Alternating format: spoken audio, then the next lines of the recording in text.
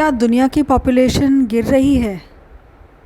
मेरा बड़ा ना शौक़ है थोड़ा ग्लोबली क्या हो रहा है क्या नहीं हो रहा है।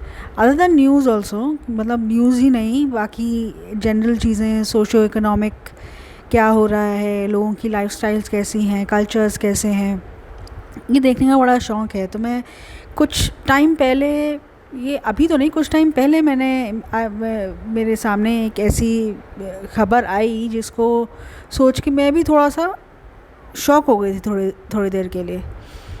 और मतलब बड़ी बड़ी यूनिवर्सिटीज़ और बहुत सी जो सोसाइटीज़ हैं दुनिया में जो लोगों के लिए काम करती हैं, उन सब का एक ही कहना है, एक ही तरफ उनकी सोच जा रही है कि दुनिया की पॉपुलेशन ढलान पर है। और ये देखा जा सकता है जापान, यूरोप में तो बहुत क्लियरली दिख रहा है। इवन चाइना की पॉपुलेशन भी अब ढलान पर है। और अभी इस बार कह रहे हैं कि इंडिया की पॉपुलेशन तो फिर भी ठीक आएगी, लेकिन जब नेक्स्ट सेंसस होगा 20-25 साल बाद, तो इंडिया की पॉपुलेशन भी ढलान पर होगी।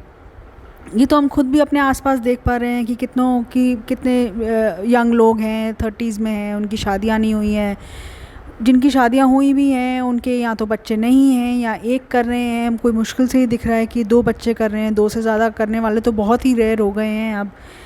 तो ये एक बड़े कंसर्न की बात है। अमेरिका में भी पॉपुलेशन डिक्लाइन पर है। स्टडीज़ ये कहती हैं कि 2084 तक मैक्सिमम ये जो पॉपुलेशन जितनी बढ़नी है वो बढ़ जाएगी, उसके बाद सिर्फ ढलान पे ही जाएगी ये पॉपुलेशन ग्लोबल। तो इसके बड़े सोशो इकोनॉमिक चैलेंजेस आने हैं। इकोनॉमीज़ कितने एरियाज़ की हो सकता है काफ़ी अफेक्टेड हों, फेल ही हो जाएं, क्योंकि आपके पास जब काम करने वाले लोग ही नहीं होंगे तो काम होगा कैसे। इसीलिए मे बी एआई आ रहा है, रोबोटिक्स जन्म ले रहे हैं।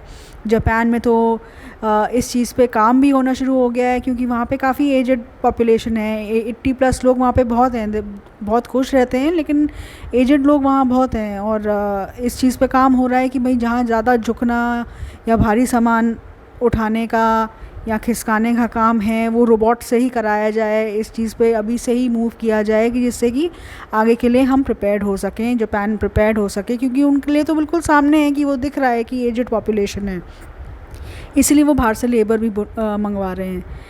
तो यही देखने वाली बात है कि डीपॉपुलेशन कैसे होती है दुनिया की, और फिर माइग्रेशन दोबारा से शुरू होती है कि नहीं, किस तरफ मूव करती है माइग्रेशन, ये भी देखने वाली चीज़ होगी। बड़े इंटरेस्टिंग टाइम्स हैं, बड़े स्कैरी टाइम्स।